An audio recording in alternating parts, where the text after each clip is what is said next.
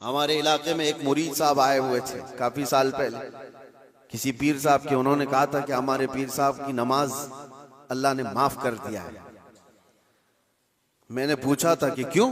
कहा इतना तकवा हो गया, इतनी इबादत किए हैं कि उनको अब ये जाहिरी नमाज की जरूरत नहीं है, वो बातिनी नमाज पढ़ते हैं। मैंने उनको एक स्प्रे मारा था, वो अभी तक आए नहीं वापस। कहा शरीयत में 4 लोगों पर नमाज माफ है, 4 लोगों पर नमाज माफ है।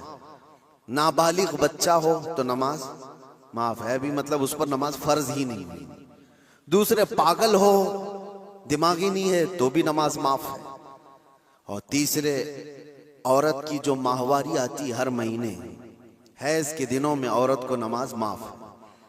चौथे बच्चे की विलादत हो जाए औरत, उसके बाद उसको निफास जो आता है वो 40 दिन तक भी हो सकता है मैक्सिमम, उतने दिन औरत को नमाज माफ है। ये 4 लोग हैं जिनको नमाज माफ है। मैंने मुरीद साहब से कहा था पीर साहब को पूछ लेना इन 4 में आप क्या हो। या तो तुम्हारा पीर नाबालिग होगा इसलिए नमाज माफ हो गई, या तो पागल होगा इसलिए माफ है, या तो फिर वो 2 कैटेगरी जो बड़ी डेंजर है। पूछ लेना। मेरे अजीजों, गौसे पाक पर नमाज माफ नहीं हुई तो ऐरे गैरे नत्थु खेरे की बात क्या है? सुल्तानुल औलिया गौसे पाक रदी अल्लाह ताला अन्हु के साथ ये हुआ था। आप नमाज पढ़ रहे थे, बादल का टुकड़ा एक साया बन करके आपके ऊपर तारी हुआ और उससे आवाज आने लगी, ए अब्दुल कादिर, मैंने तुझ पर सारे हराम को हलाल कर दिया है, मैंने तुझे नमाज माफ कर दी है, तूने इतनी इबादत कर डाली। और जाहिर सी बात है ये 4 दिन लोगों में बैठ करके इबादत करके ये समझ लें कि मैं बहुत किया हूं। गौसे पाक तो वो हैं जिन्होंने 15 साल तक एक पांव पर खड़े होकर रात भर नमाज पढ़ी है, और तकरीबन 40 साल उनकी इबादत के ऐसे गुजरे हैं कि एक अंगूर के दाने से सहरी करते थे और आधे गिलास पानी से इफ्तारी कर लिया करते थे। ये गौसे पाक की इबादत और मुजाहिदात इतने सालों के बाद अगर कोई कहे उनको, तो बात तो ऐसी लगती है ना कि शायद दिमाग में ये बात आ जाए, हाँ इतने सालों की इबादत हुई, बादल के टुकड़े से आवाज आए कि अब्दुल कादिर, मैंने सारे हराम हलाल कर दिए तुम पर और नमाजें माफ कर दी। लेकिन वो ऐसे वैसे लोगों की सोहबत पाए हुए और मौसमी तरीकों के वली नहीं थे। गौसे पाक रदी अल्लाह ताला अन्हु शान महबूबियत पर फाइज थे। आपने बरजस्ता कहा यह आवाज रहमान की नहीं है, ये शैतान की है। जब नबी पाक सल्लल्लाहु अलैहि वसल्लम पर नमाज माफ नहीं हुई तो मैं कौन होता हूं? अल्लाह के रसूल सल्लल्लाहु अलैहि वसल्लम जो साहबे शरीयत हैं, हुजूर ने नमाज नहीं छोड़ी, और वो भी आखिरी वक्त तक। जानते हो रिवायात में मौजूद है, उस वक्त रसूलुल्लाह सल्लल्लाहु अलैहि वसल्लम हुजरे से बाहर आ रहे थे जब आपकी वफात को चंद ही दिन बाकी थे। हुजूर की वफात को, हुजूर के इंतकाल को चंद दिन बाकी थे। हजरत अबू बकर सिद्दीक इमामत कर रहे थे, लेकिन उसके बावजूद रसूल पाक सल्लल्लाहु अलैहि वसल्लम सख्त अलालत के बाद हुजरे से बाहर तशरीफ लाए थे, इस हालत में कि रिवायात में मौजूद है हुजूर 2 सहाबा के कंधों पर हाथ रख करके बाहर आ रहे थे, पैर जमीन पर नहीं लग रहे थे। इस कदर शिद्दत की तकलीफ के साथ भी नबी पाक सल्लल्लाहु अलैहि वसल्लम मस्जिद में तशरीफ ला रहे हैं, और यहाँ मुर्ग मुसल्लम तोड़ते हुए बैठे हुए वो पीर कहते हैं कि हमारे लिए नमाज माफ है। गौसे पाक ने जब ये कहा कि ये रहमान की आवाज नहीं, ये शैतान है, मेरे लिए नमाज माफ नहीं हो सकती, तो गौसे पाक रज़ियल्लाहु ताला अन्हु पर उसने गुरूर और तकब्बुर में लाने के लिए एक दूसरा हमला किया था और कहा, अब्दुल कादिर तुम बहुत पढ़े लिखे हो, बहुत इल्म है तुम्हारे पास, तुम पढ़े लिखे ना होते, इल्म ना होता तो आज मेरे गुमराही में आ जाते। शैतान अपनी असली हालत पर आ गया। कहा ठीक है तुमने मुझे पहचान लिया, लेकिन तुम बहुत पढ़े लिखे हो, तुम्हारा इल्म इतना है कि तुम बच गए। गौसे पाक ने कहा तू दूसरा हमला कर रहा है मुझ पर, मेरे इल्म ने नहीं बचाया, मुझे रब के फजल ने बचाया।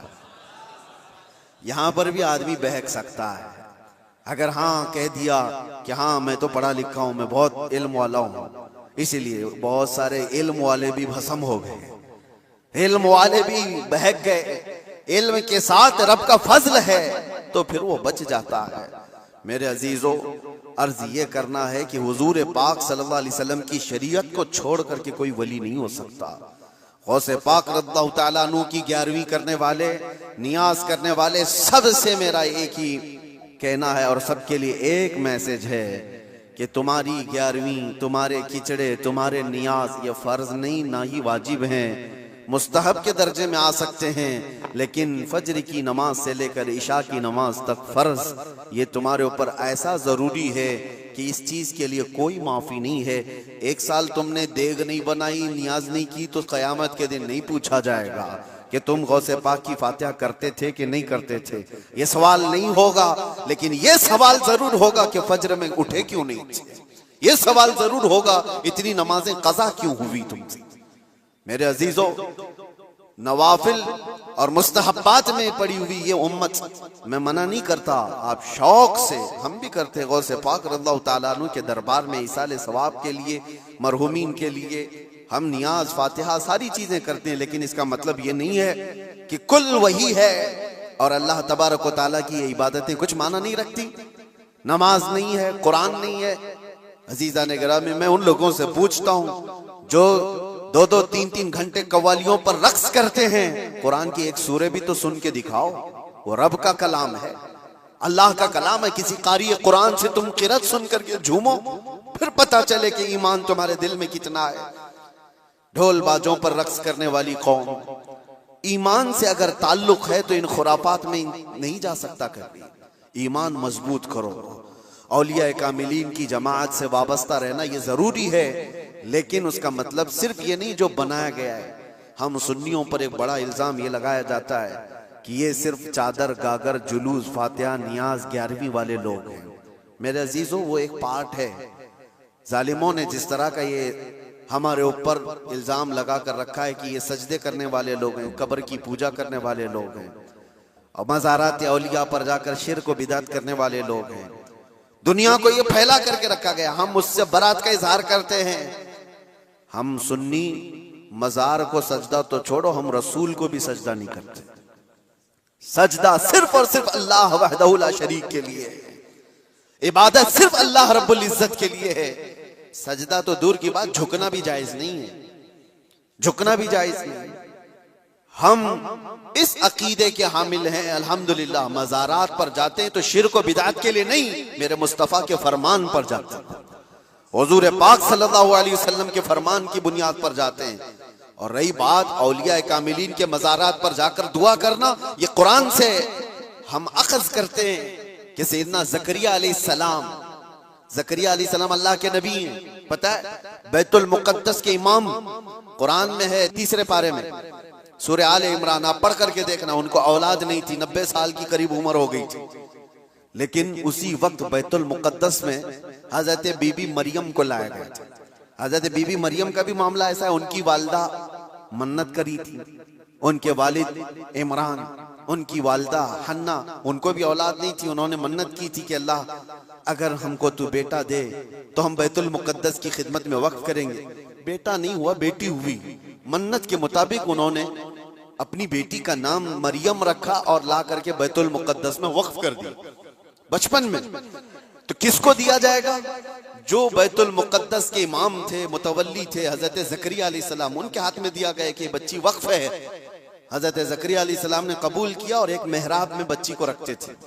कुरान में ये जिक्र है, मैं बता रहा हूं आपको। और हजरत ज़करिया अलैहिस्सलाम कहते हैं, कुल्लमा दखल अलैहा ज़करिया अल-मिहराब वजद इंदहा रिज़्क़ा क़ालत या मरियम अन्ना लकी हाज़ा क़ालत हुवा मिन इंदिल्लाह इन्नल्लाहा यरज़ुक़ु मन यशाअ बिग़ैरि हिसाब। जब जब हजरत ज़करिया अलैहिस्सलाम मेहराब मरियम में जाते तो कहते हैं किस्म किस्म के फल वहां पर रखे हुए पाते थे।